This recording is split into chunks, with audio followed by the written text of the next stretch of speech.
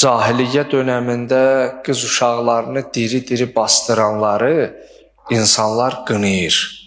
Amma bu günləri acı həqiqət də olsa, o tibbi müdaxilə nəticəsində uşağı götüzdürmə vardı. Əzizim, bəs bunun cahiliyyə dönəmindəki o müşriklərlə indikinin fərqi nə oldu? O bilmirdi oğuldu, qızdı, texnologiya o qədər inkişaf eləməmişdi.